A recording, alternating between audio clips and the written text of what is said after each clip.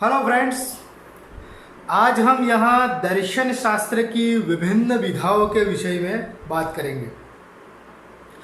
विज्ञान के इतिहास को आप देखें, विज्ञान की कोई भी किताब उठा ले तो उसका आरंभ दर्शन शास्त्र से ही होता दिखाई पड़ेगा। हर एक विज्ञान का, प्रत्येक शास्त्र का आरंभ एरिस्टोटल से होता है। सही ढंग से सोचने की कला तो फिलॉसफी है ही, लेकिन हर एक विषय की उत्पत्ति भी फिलॉसफी ही है। जब एक बार सही तरीके से सोचने की शुरुआत होती है, तब आगे जाके विभिन्न आयामों में सोचने की आवश्यकता भी पैदा होती है। किसी चिंतक को पदार्थों के बारे में भी सही ढंग से सोचने में रुचि होती है, तो किसी विचारक को रसायनों के विषय में सही तरीके से सोचना अनुकूल लगता है। किसी दार्शनिक को प्रकृति के विषय में सोचना रुचिकर प्रतीत हुआ, तो किसी बुद्धिजीवी को मानव जीवन के बारे में सोचना रोचक लगा। और ऐसे दर्शन में से विज्ञान की शाखाओं ने जन्म लिया। धीरे धीरे चिंतन प्रयोगों से सिद्ध होने लगा और ठोस विज्ञान के रूप में सुदृढ़ होता गया। और इस प्रकार से आज दर्शन का क्षेत्र सीमित हो चुका है। आज फिलॉसफी की मुख्य 5 विधाएं पाई जाती हैं, जिसके बारे में हम इस विषय के अंत में बात करेंगे।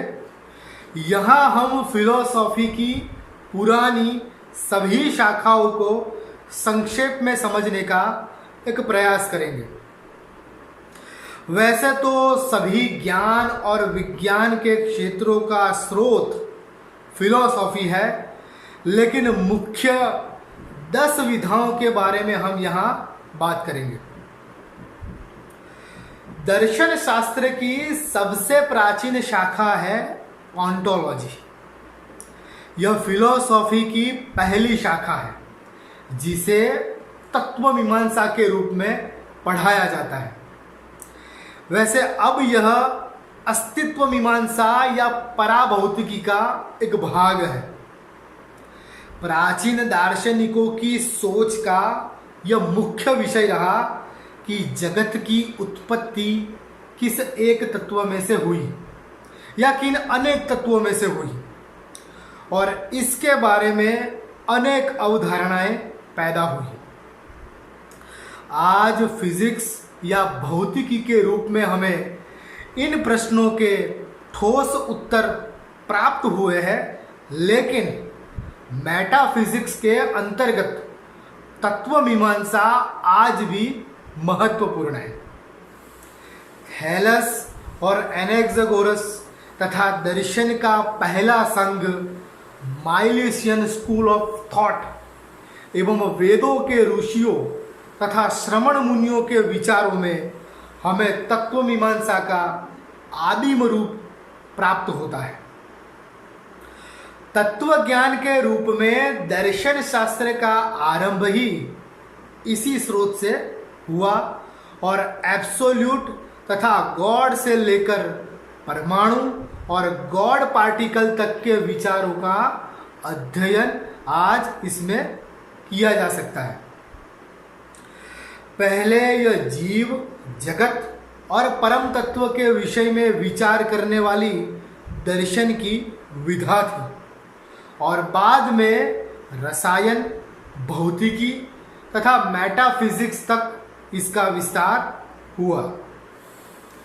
इसमें Thomas Aquinas, Aristotle, Descartes, Buber, Derrida और डैनियल डेनेट ने काम किया है, तथा Hegel, Heidegger, Nietzsche, Popper, Nagarjuna, Shankara, Ramanuja, Madhva, Whitehead और विटगेनस्टीन ने भी इसमें काम किया है। फिलोसॉफी की दूसरी विधा का नाम है कॉस्मोलॉजी या सृष्टि मीमांसा। इसमें जगत की उत्पत्ति किस तरह हुई यह विचार केंद्र में था।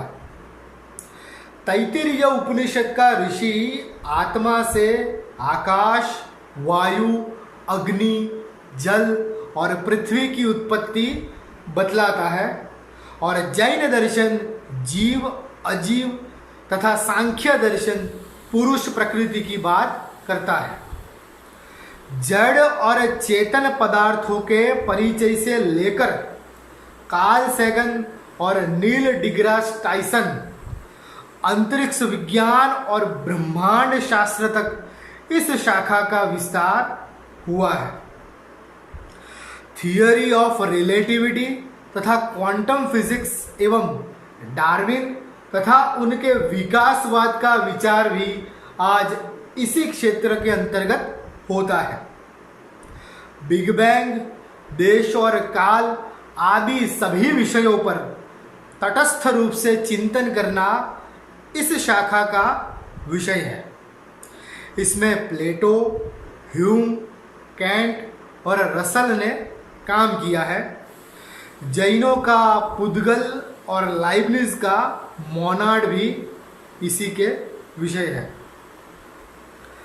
फिलोसॉफी की तीसरी विधा का नाम है एपिस्टेमोलॉजी, जिसे हिंदी में ज्ञान मीमांसा के नाम से जाना जाता है और आज भी यह दर्शन शास्त्र की अहम शाखा के रूप में प्रसिद्ध है। इसमें ज्ञान क्या है, ज्ञाता का स्वरूप कैसा है, ज्ञेय का रूप कैसा है, ज्ञान की प्रक्रिया क्या है, ज्ञान कैसे प्राप्त होता है, ज्ञान के प्रमाण क्या है, प्रत्यक्ष और अनुमान क्या है, इन प्रश्नों पर चिंतन होता है। इंद्रियों द्वारा प्राप्त अनुभव, ज्ञान और बुद्धि द्वारा उस अनुभवों के विश्लेषण से प्राप्त ज्ञान के विषय में यहाँ विचार किया जाता है। ज्ञान मीमांसा फिलोसॉफी की अहम विधा है। रेशनलिज्म, प्रैग्मेटिज्म, आइडियलिज्म और स्केप्टिसिज्म के क्षेत्रों का इससे गहरा संबंध है। फिलोसॉफी की इन विधाओं का पारस्परिक संबंध है, अतः इसे पूर्णतया पृथक रूप से नहीं देखा जा सकता। आज वे एक दूसरे में मिल भी जाती है, इसीलिए यह सिर्फ एक समझ के लिए किया गया पृथक्करण है। फिलोसॉफी की चौथी शाखा है लॉजिक या तर्क मीमांसा। यह ज्ञान मीमांसा से संबंधित है। तर्क, बुद्धि, रीजन या विवेक दर्शन शास्त्र का मूल है, अतः यह शाखा फिलोसॉफी में अत्यंत महत्वपूर्ण है। प्रमाणभूत तर्क और अप्रमाणभूत तर्क क्या है, निगमन और व्याप्तिलक्षी अनुमान क्या है, यह सवाल इसमें अहम है। दलील या तर्क के बिना हम किसी भी अनुभव या भावना के आधार पर सत्य ज्ञान प्राप्त नहीं कर सकते और इसी के बारे में यहाँ सूक्ष्म विचार किया गया है। इस शाखा के अध्ययन से हमें यथार्थ विचार करने की क्षमता मिलती है। विश्व के महान तर्कशास्त्रियों के नाम भी आपने नहीं सुने होंगे और हमारे लिए भी इस विषय को समझना आसान नहीं है।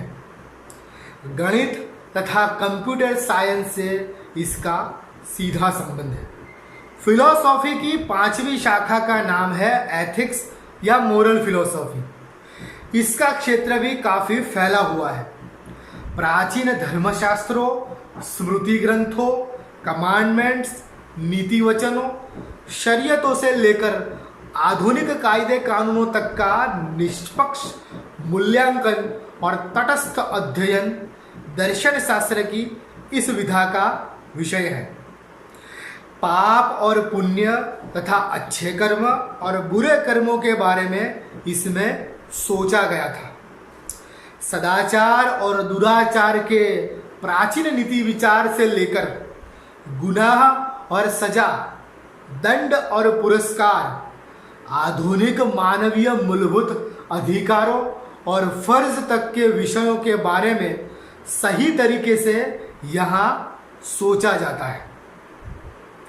न्यायतंत्र और संविधान भी इसी विषय के आधारों पर निर्मित किए जाते हैं तथा राज्य और समाज पर इसका व्यापक प्रभाव है।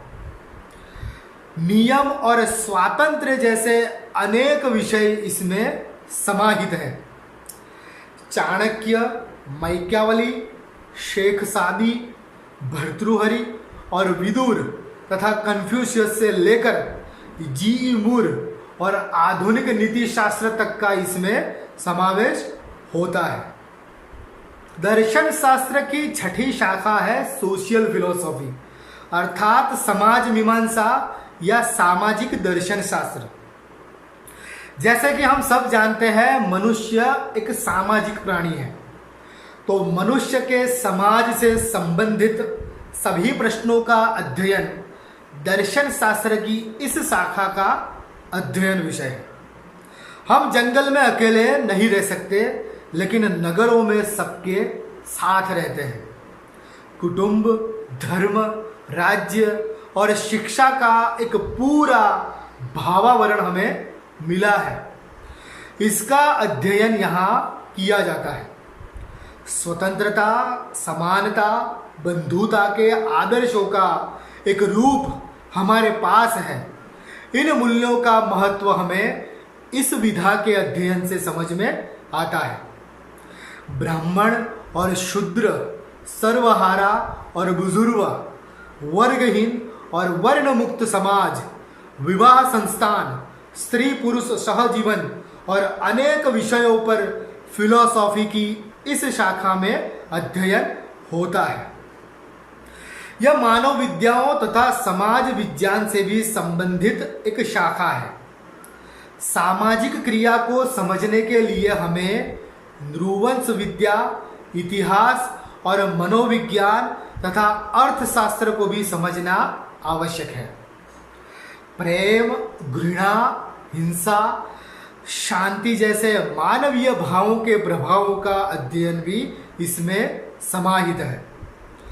मानव समुदाय और विभिन्न दलों का गठन, सामाजिक संबंधों और सामाजिकरण की पूरी प्रक्रिया को समझना, सामाजिक भूमिकाओं को जानना है। संस्कृति, रीति रिवाज, क्रांति, प्रतिक्रांति, नियम, कायदे आदि सभी विषय जो इससे जुड़े हैं, उनका अध्ययन सामाजिक दर्शन की इस शाखा में किया जाता है। इसमें Mikhail Bakunin, Confucius, Karl Marx, Jeremy Bentham, Noam Chomsky और Simone de Beauvoir, Russell, Freud, Jung आदि विचारकों का पढ़ना महत्वपूर्ण होगा। मैक्स वेबर, आम्बेडकर और संत तिरुवल्लुवर भी इसमें अहम है। तत्वज्ञान की सातवीं विधा है पॉलिटिकल फिलोसॉफी, अर्थात राज्य मीमांसा या राजकीय दर्शन।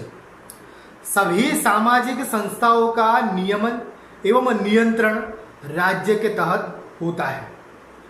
राजकीय दर्शन हमेशा प्रस्तुत है। इसमें राज्य क्या है, राज्य का लक्ष्य क्या है, राज्य व्यवस्था का आदर्श क्या है, किस प्रकार की शासन व्यवस्था होनी चाहिए, यह सवाल मुख्य है जिसका अध्ययन यहाँ पर होता है। लोकतंत्र, समाजवाद, फांसीवाद, उदारमतवाद, सामंतवाद, अराजकतावाद, साम्राज्यवाद, साम्यवाद, पूंजीवाद इत्यादि में कैसे लाभालाभ होते हैं, इसका इसमें विश्लेषण किया जाता है। नागरिक के अधिकार और उनके कर्तव्य, राज्य के नियम और उसका उल्लंघन करने पर दंड, यह सब इसके अध्ययन का विषय है। विद्रोह क्या है, कुशल राज्य व्यवस्था तथा स्थिर शासन के वैज्ञानिक नियम क्या है, राष्ट्रवाद, अंतरराष्ट्रवाद, प्लेटो का मेरिटोक्रेसी का आदर्श ख्याल और उसके तहत आज के राज्य का व्यवहारिक रूप हमें इस राजनैतिक दर्शन के अध्ययन से समझ में आएगा। इसमें Plato, Aristotle, Bakunin, Confucius, John Dewey, Hobbes, Marx, Mill आदि अनेक विचारकों का बड़ा योगदान है। Adam Smith, Ayn Rand, Socrates और स्पिनोजा भी इसमें अहम है। वैसे समाजशास्त्र या राजनीति शास्त्र विज्ञान नहीं है, लेकिन इतिहास और पत्रकारिता की तरह इसमें रिकॉर्ड होते हैं। आज इन शाखाओं को हम एक दूसरे के अत्यंत करीबी विषयों के रूप में समझने का प्रयत्न कर रहे हैं। इन सारी विधाओं में जो अपने स्पष्ट विचार इस प्रकार दे सके हैं कि इनमें एक वैचारिक लयबद्धता दिखाई दे और विरोधाभास ना दिखाई दे, उन्हें सच्चे फिलोसोफर्स कहा जाता है। फिलोसॉफी की 8वीं विधा है धर्म मीमांसा या धर्म का दर्शन, अर्थात फिलोसॉफी ऑफ रिलीजन। धार्मिक मनुष्यों में ईश्वर का अस्तित्व, आत्मा की अमरता, जन्मांतर का सिद्धांत, कर्मफल, आध्यात्मिक और अलौकिकता से संबंधित बातों को श्रद्धा एवं आस्था से स्वीकृति मिल जाती है। लेकिन इन्हीं विषयों का आलोचनात्मक रूप से अध्ययन इस शाखा में होता था। विलियम जेम्स आदि दार्शनिकों ने इस पर संशोधन किए हैं और धर्म दर्शन का अनुभव करने के लिए हमने भी इस क्षेत्र में काफ़ी खोजबीन की है। जय कृष्णमूर्ति एक मौलिक धर्म चिंतक हुए जो हमें प्रिय है। ऐसे अनेक धर्म चिंतक हुए हैं जिनके विचारों को जानकर भी हमें इस क्षेत्र का स्वरूप समझने में सहायता मिलती है। क्रिस्टोफर हिचेंस ने कहीं पर लिखा है, उसके मुताबिक पहले तो धर्म ही अन्य सारी विधाओं को स्वयं में संजोए हुए था, लेकिन धीरे धीरे अन्य शाखाओं के विस्तार से यह एक सीमित क्षेत्र बन गया। यह दर्शन जैसा ही है। ईश्वरवादी और निरीश्वरवादी धर्म, मिथकों और तिलस्म की दुनिया, रहस्यवाद, गूढ़ विद्या तथा नैतिक मूल्य एवं सदाचार का मनोविज्ञान जैसे अनेक विषयों का अध्ययन इस शाखा में होता है। प्रेम, शांति, आनंद और सौंदर्य ही आधुनिक मूल्य है और अगर आधुनिक मानववाद में ही ये सभी निहित है तो आज धर्म की क्या आवश्यकता है। ऐसे अनेक प्रश्नों के उत्तर हमें खोजने हैं जो इसके अध्ययन से संभव है। संगठित धर्म एवं धार्मिकता में भेद आदि विषयों पर भी इसमें चिंतन हुआ है। बुद्ध धर्म के वैज्ञानिक एवं दार्शनिक रूप को प्रस्तुत करने में उत्कृष्ट सिद्ध हुए हैं। तत्वज्ञान की 9वीं शाखा के रूप में हम फिलोसॉफी ऑफ एस्थेटिक्स या सौंदर्य मीमांसा को समझें। इसमें कला, प्रकृति तथा सांस्कृतिक तत्वों का अध्ययन होता है। इसे आनंद मीमांसा भी कहा जाता है।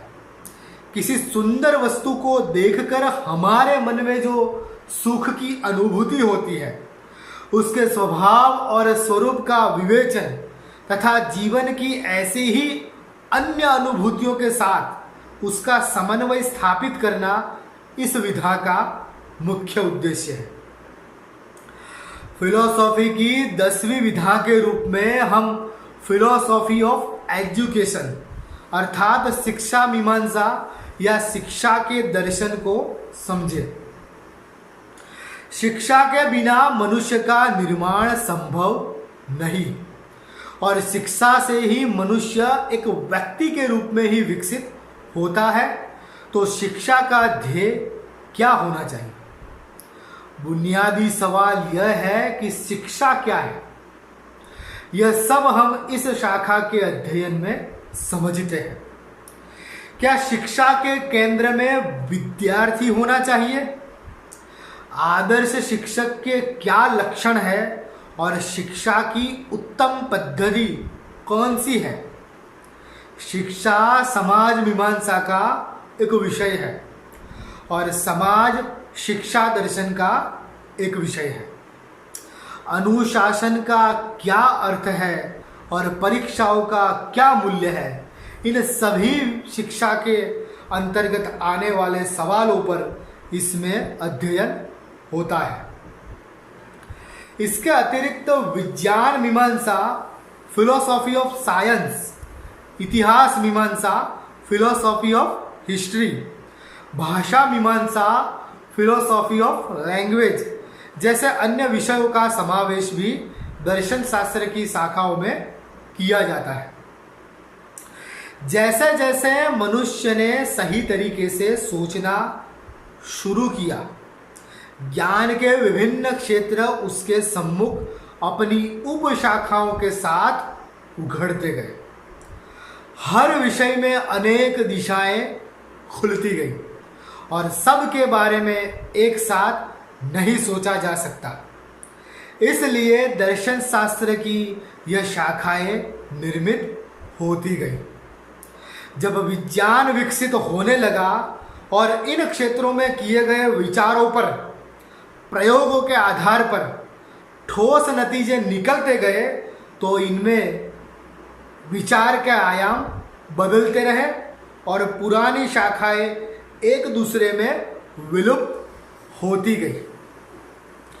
जिन विषयों में पहले सोचना शुरू हुआ, बाद में उस प्रकार से सोचने की आवश्यकता ना रही, लेकिन सोच और विचार ने अन्य अनेक संकुल रूप धारण कर लिए। दर्शन विज्ञान के रूप में ठोस होता गया और नए वैज्ञानिक तरीके से सोचने का आरंभ हुआ। विचार कभी खत्म नहीं हुआ और जब तक मनुष्य है तब तक विचार है। विचार मनुष्य का स्वभाव है और दर्शन हमारी प्रकृति। जिन शाखाओं की हमने बात की, यह सब पुराने दर्शन शास्त्र की विधाएं हैं। आज फिलॉसफी की मुख्य 5 शाखाएं हैं, जिनमें इन सभी शाखाओं का समावेश हो जाता है। प्रथम शाखा है मेटाफिजिक्स। मनुष्य के रूप में हमारा होना केवल शारीरिक या भौतिक नहीं है। हम सोचते हैं और विचार करते हैं। हमारा मन है जो कि एक पराभौतिक अस्तित्व है। फिलॉसफी की इस शाखा में वास्तविक जगत तथा मनुष्य की मूल प्रकृति का अध्ययन होता है। दूसरी शाखा है एपिस्टेमोलॉजी, जिसे ज्ञान मीमांसा के रूप में हमने जाना।